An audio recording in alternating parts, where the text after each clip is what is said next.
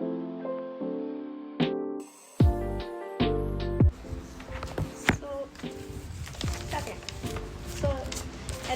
ക്യാമ്പയിന് like election ആണെങ്കിൽ കഴിഞ്ഞിട്ട് vote എണ്ണലിന് wait ചെയ്യുന്ന ഒരു സമയമാണല്ലോ. അപ്പം ഇലക്ഷൻ ക്യാമ്പയിൻ എന്നുണ്ടായിരുന്നു ഈ പ്രാവശ്യം? ഇലക്ഷൻ ഇത്തവണ സംസ്ഥാന ഗവൺമെൻറ് നടപ്പാക്കിയിട്ടുള്ള കഴിഞ്ഞ 10 വർഷത്തെ വികസന നേട്ടങ്ങൾ ജനങ്ങളോട് സൂചിപ്പിച്ചുകൊണ്ടാണ് ഇലക്ഷൻ ക്യാമ്പയിൻ തുടങ്ങിയത്. സംസ്ഥാനത്തെ 140 അസംബ്ലി മണ്ഡലങ്ങളിലും ഏകദേശം 1,17,000 കോടി രൂപയുടെ വികസനമാണ് ഗവൺമെൻറ് നടപ്പാക്കിയിട്ടുള്ളത്. അത് വിദ്യാഭ്യാസ മേഖലയിലും പശ്ചാത്തല വികസനം, യുവജനക്ഷേമം, അതുപോലെ തന്നെ സ്ത്രീ സുരക്ഷ, സാമൂഹ്യ സുരക്ഷ അടക്കം പൊതുസ്ഥാപനങ്ങളടക്കം വലിയ വികസനം മുന്നേറ്റം, റോഡുകൾ, ഫ്ലൈ ഓവർ, തീരദേശ ഹൈവേ, മലയോര ഹൈവേ, നാഷണൽ ഹൈവേ, അങ്ങനെ എല്ലാ മേഖലയുമായി ബന്ധപ്പെടുത്തിയിട്ടുള്ള ആ വികസന നേട്ടം ജനങ്ങളിലേക്ക് എത്തിക്കാൻ ഞങ്ങൾക്ക് ഈ ക്യാമ്പയിൻ കൊണ്ട് കഴിയും. ഈ ഇലക്ഷൻ്റെ ഒരു പ്രത്യേകത എന്ന് വെച്ചാൽ കേരളമാണ് ഇന്ത്യയിലെ ഏറ്റവും ഇപ്പോൾ ഏതെയുള്ള ഒരു സ്റ്റേറ്റ് കമ്മ്യൂണിസ്റ്റ് ഭരണമുള്ള. 1977 മുതൽ ജ്യോതിബാസുവിൻ്റെ ടൈം മുതലാണെങ്കിൽ ഇന്ത്യയിൽ എല്ലാ വർഷവും ഒരു കമ്മ്യൂണിസ്റ്റ് ഗവൺമെൻറ് ഉള്ളൊരു ഇതാണ്. അപ്പം ഈ ഒരു ഇലക്ഷൻ കമ്മ്യൂണിസ്റ്റ് പാർട്ടികൾക്ക് ഒരു ജീവൻ മരണം പോരാട്ടം പോലെയല്ലേ? തീർച്ചയായിട്ടും. നമുക്കറിയാം, കേരളം ലോകത്താദ്യമായിട്ട് കമ്മ്യൂണിസ്റ്റ് പാർട്ടി 1957 ബാലറ്റിലൂടെ അധികാരത്തിൽ വന്ന സംസ്ഥാനമാണ് ഈ കൊച്ചു കേരളം. ത്രിപുരയും ബംഗാളും അടക്കം കമ്മ്യൂണിസ്റ്റ് പാർട്ടിയുടെ കയ്യിലുള്ളതാണ്. എന്നാൽ ത്രിപുരയും ബംഗാളും നഷ്ടപ്പെട്ടു. കേരളം മാത്രമാണ് അവശേഷിച്ചിട്ടുള്ളത്. അതുകൊണ്ട് തന്നെ ഈ കേരളത്തിലെ കമ്മ്യൂണിസ്റ്റ് പാർട്ടികളുടെ നേതൃത്വം നടക്കുന്ന ഇടതുപക്ഷ ഭരണം തുടർച്ച ഉണ്ടാകുന്നതിനും ഇവിടെ കമ്മ്യൂണിസ്റ്റ് പാർട്ടിയുടെ കൂടുതൽ പങ്കാളിത്തം, ജനപ്രതിനിധികളുടെ പങ്കാളിത്തം ഉറപ്പാക്കാനും കഴിയുന്ന തരത്തിലേക്കുള്ള നല്ല ഒരു പോരാട്ടമാണ് മോള് സൂചിപ്പിച്ച പോലെ നടന്നിട്ടുള്ളത്. അതുകൊണ്ട് തീർച്ചയായിട്ടും കമ്മ്യൂണിസ്റ്റ് പാർട്ടിക്ക് ഈ ഭരണം നിലനിർത്തുമെന്നുള്ള വലിയ പ്രതീക്ഷയാണുള്ളത്. മറ്റാരുണ്ട് LDF അല്ലാതെ ക്യാമ്പയിൻ? അപ്പം 3ാമത്തെ ടേമിലും LDF വരുവാണെങ്കിൽ ഈ 10 വർഷം അത് ചെയ്തത് അല്ലാതെ എന്തോ ചെയ്യാനാണ്? നമുക്ക് ഏറ്റവും പ്രധാനമായിട്ട് ഇപ്പോൾ വികസന പ്രവർത്തനത്തോടൊപ്പം തന്നെ തൊഴിലില്ലായ്മ ഒരു പ്രധാനപ്പെട്ട പ്രശ്നമാണ്. ഇപ്പം ഏറ്റവും കൂടുതൽ തൊഴിൽ കൊടുത്ത സംസ്ഥാനം കേരളമാണ്. ഇപ്പോൾ PSC വഴിയാണ് ഏറ്റവും കൂടുതൽ നിയമനം നടത്തിയിട്ടുള്ളത്. എന്നാൽ UPSC അത്രയും നിയമനം നടത്തിയിട്ടില്ല. അപ്പം അതുകൊണ്ട് ചെറുപ്പക്കാരെ ഈ കേരളത്തിൽ വിദ്യാഭ്യാസം കഴിഞ്ഞ് അവർക്ക് ഇവിടെ തൊഴിൽ ലഭിക്കാൻ ഇടയാകുന്ന പ്രത്യേകിച്ച് IT മേഖലയിലാണ് ഏറ്റവും കൂടുതൽ ചെറുപ്പക്കാർ തൊഴിൽ അന്വേഷിച്ച് പോകുന്നത്, അതുപോലെ നേഴ്സിംഗ്. അപ്പോൾ അത്തരം ചെറുപ്പക്കാർക്ക് ഇവിടെ തൊഴിൽ ഉറപ്പാക്കാൻ കഴിയുന്ന തരത്തിലേക്കുള്ള ഒരു സംവിധാനം കൂടുതൽ മെച്ചപ്പെടുത്തുക എന്നുള്ളതാണ് ഏറ്റവും പ്രധാനം. ഈ പ്രാവശ്യം താങ്കൾ ഇലക്ഷന് നിന്നില്ല. അതിനോടൊപ്പം അതിനോടൊപ്പം ഒരു നോട്ട് ചെയ്യേണ്ട കാര്യമാണ്, താങ്കളാണ് ഈ ഇപ്പോഴത്തെ ജില്ലാ സെക്രട്ടറി പത്തനംതിട്ടയിൽ.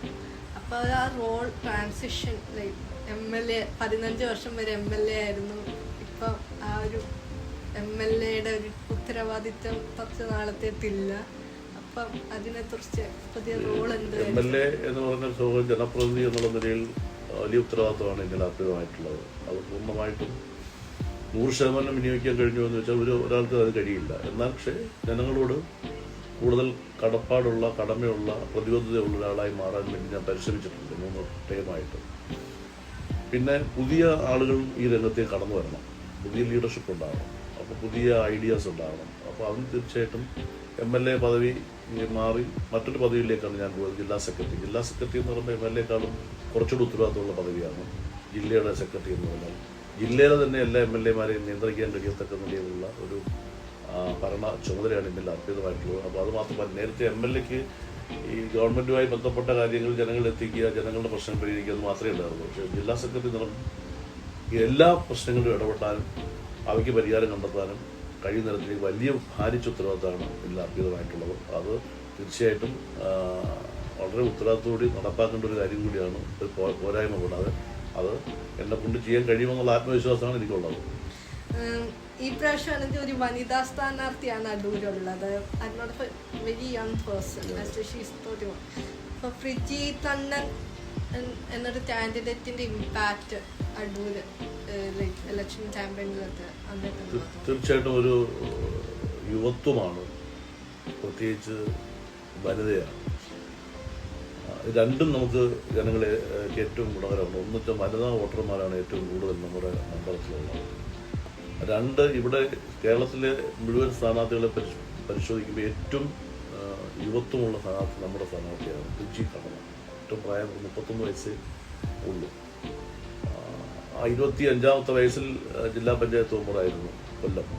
അപ്പം ഒരു ജനപ്രതിനിധി എന്നുള്ള നിലയിൽ നന്നായി പ്രവർത്തിക്കാൻ കഴിയുന്ന ഒരു കുട്ടിയാണ് ഫ്രിജി കണ്ണൻ. അതുകൊണ്ട് തന്നെ ജനങ്ങളത് ഏറ്റെടുത്തു എന്നാണ് ഞാൻ മനസ്സിലാക്കുന്നത്. പ്രത്യേകിച്ച് യുവാക്കളുടെ നല്ലൊരു ആവേശം ഉണ്ടാക്കിയെടുക്കാൻ കഴിഞ്ഞിട്ടുണ്ട്.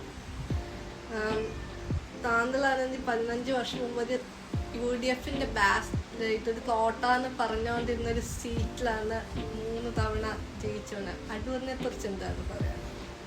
അടൂര് ജനങ്ങളെല്ലാവരെയും സ്നേഹിക്കുന്ന, ഇഷ്ടപ്പെടുന്ന ആളുകൾ, പ്രത്യേകിച്ച് പുറത്തുനിന്ന് വരുന്നവരെ ഏറ്റവും കൂടുതൽ സ്നേഹിക്കുന്നവരാണ് അടൂര് ആളുകൾ.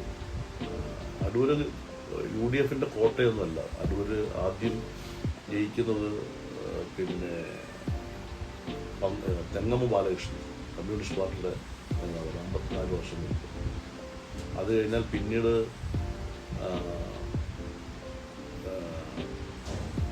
പന്തളം PR, കമ്മ്യൂണിസ്റ്റ് പാർട്ടിയുടെ. അതിനിടയ്ക്ക് ഒരാളുണ്ട്, പെട്ടെന്ന് ഞാൻ പേര് മറന്നുപോയി, രാമലിംഗം. അദ്ദേഹം കമ്മ്യൂണിസ്റ്റ് തന്നെയായിരുന്നു. അത് കഴിഞ്ഞാൽ പിന്നീട് ഇടയ്ക്ക് തെന്നല ബാലകൃഷ്ണൻ വന്നു കോൺഗ്രസ്. പിന്നീട് കഴിഞ്ഞ് CP ആശാൻ കമ്മ്യൂണിസ്റ്റ് പാർട്ടിയുടെ ആളായിരുന്നു. അത് കഴിഞ്ഞ് പിന്നീട് ഉണ്ണികൃഷ്ണനുള്ള അദ്ദേഹം കമ്മ്യൂണിസ്റ്റ് പാർട്ടിയുടെ ആളായിരുന്നു. പിന്നീടാണ് തിരുവഞ്ചൂർ രാഷ്ട്രം വന്നിട്ടാണ് തുടർച്ചയായിട്ട് 4 ടൈം പോകും. അപ്പോൾ ഇത് UDFന്റെ കോട്ടയൊന്നും അല്ല. കമ്മ്യൂണിസ്റ്റ് പാർട്ടിക്ക് വേറുള്ള ഒരു മണ്ഡലമാണ്. പിന്നീട് ഞാൻ വന്നപ്പോൾ അത് തുടർന്ന് 3 ടൈമും എനിക്ക് നല്ല ഭൂരിപക്ഷത്തിലൂടെ ആളുകൾ എന്നെ തിരഞ്ഞെടുത്തു. ജനങ്ങൾ നല്ല സ്നേഹത്തോടെ എന്നെ കരുതി. തിരിച്ച് ഞാനും അതുപോലെ അവരോടൊപ്പം ഉണ്ടായിരുന്നു. 15 വർഷമായിട്ട് MLA ആയ രീതിയിൽ എങ്ങനത്തെ വികസന പ്രവർത്തനങ്ങളാണ് അടൂര് കൊണ്ടുവരാൻ സാധിക്കുന്നത്? എനിക്ക് ഞാൻ വിദ്യാഭ്യാസ രംഗവും ആരോഗ്യ രംഗമാണ് ഏറ്റവും കൂടുതൽ ശ്രദ്ധിച്ചത്. ആ തുടക്കം തന്നെ കേരളത്തിൽ ആദ്യമായി ഹൈടെക് ക്ലാസ് തുടങ്ങിയത് അടൂരാണ്. അടൂർ ടൗണിൽ UPSCയിലാണ്. അതായത് നമുക്ക് കണ്ടും കേട്ടും പഠിക്കുക. അതോടൊപ്പം തന്നെ അതായത് ഒരു കമ്പ്യൂട്ടർ ഓൺ ചെയ്താൽ ആ റിമോട്ട് മൗസ് ഉപയോഗിച്ച് ടീച്ചേഴ്സിന് എവിടെ നിന്നും പഠിപ്പിക്കാൻ പറ്റും. കുട്ടികൾക്ക് പഠിക്കാനുള്ള സിലബസ് സോഫ്റ്റ്വെയറിലാക്കി അതിൽ ഇൻസ്റ്റാൾ ചെയ്ത് കഴിഞ്ഞാൽ നമുക്ക് കമ്പ്യൂട്ടർ ഓൺ ചെയ്തത് എവിടെ നിന്നും പഠിപ്പിക്കാൻ പറ്റും. പുസ്തകം നോക്കാതെ പഠിപ്പിക്കാൻ പറ്റും. ഒരു മനുഷ്യനെ കുറിച്ച് പഠിപ്പിക്കുകയാണെങ്കിൽ മനുഷ്യൻ്റെ ഏത് അവയവമാണ് അത് പഠിപ്പിക്കാൻ പറ്റും. ഏതിനെ കുറിച്ചും അങ്ങനെ തുടങ്ങിയതാണ്. അതുപോലെ തന്നെ മുഴുവൻ ക്ലാസ് മുറിയും പിന്നെ ഹൈടെക് ആക്കി നമ്മുടെ മണ്ഡലത്തിൽ. അതുപോലെ എല്ലാ സ്കൂളിലും അടിസ്ഥാന സൗകര്യം ഉണ്ടാക്കി. അതുപോലെ തന്നെ ഹോസ്പിറ്റൽ എല്ലാ അടിസ്ഥാന സൗകര്യം ഉണ്ടാക്കി. പിന്നെ ഏറ്റവും വലിയ ഇഷ്ടമായിരുന്നു എനിക്ക് യുവാക്കളുടെ കായിക മത്സരത്തിൽ. അതാണ് 2 ഇൻ്റർനാഷണൽ സ്റ്റേഡിയം നമുക്ക് അനുവദിച്ച അടൂർ. ഒന്ന് കൊടുമൺ ഇൻ്റർനാഷണൽ സ്റ്റേഡിയവും ഒന്ന് അടൂർ ഇൻ്റർനാഷണൽ സ്റ്റേഡിയം. കൊടുമൺ പൂർത്തീകരിച്ച് കാണുകയും ചെയ്തു. അടൂർ ഇപ്പോൾ സ്റ്റാർട്ട് ചെയ്യാൻ. പിന്നെ പശ്ചാത്തല വികസനമാണ്. ഒരുപാട് റോഡുകൾ നമുക്ക് മെച്ചപ്പെടുത്താൻ കഴിയും. മാർക്കറ്റ് നമുക്ക് ഏറ്റവും പ്രധാനപ്പെട്ടതാണ്. അതിൽ അടൂര് ശ്രീമൂല മാർക്കറ്റ് ഏറ്റവും നല്ല നിലയിൽ ചെയ്തിട്ടുണ്ട്. പിന്നെ അടൂര് നേരിടുന്ന ഏറ്റവും വലിയ പ്രശ്നമാണ് ആളുകൾക്ക് മരണപ്പെട്ടാൽ സംസ്കരിക്കുന്നതിനുള്ള ഒരു സംവിധാനം അടൂരില്ല. അതിപ്പോൾ നമ്മൾ അടൂരിൽ 4.5 കോടി രൂപ ചെലവഴിച്ചുകൊണ്ട് അടൂരിൽ മുനിസിപ്പാലിറ്റി ക്രിമിറ്റോറിയം, ആധുനിക രീതിയിലുള്ള ക്രിമിറ്റോറിയം നിർമ്മാണം പൂർത്തീകരിച്ചുകൊണ്ടിരിക്കുന്നു. ടൂറിസം രംഗത്ത് നമുക്ക് ഒരു വലിയ പ്രത്യേകത ഉണ്ടാകുന്ന വെച്ചാൽ ഇവിടെ നമ്മുടെ നെടുങ്കുന്നുമല ടൂറിസം ഇപ്പോൾ സ്റ്റാർട്ട് ചെയ്തു. ചിറമുടി ടൂറിസം സ്റ്റാർട്ട് ചെയ്തു. അപ്പോൾ എല്ലാ മേഖലയുമായി ബന്ധപ്പെടുത്തി വികസനം കൊണ്ടുവരാൻ വേണ്ടി പരിശ്രമം നടത്തിയിട്ടുണ്ട്.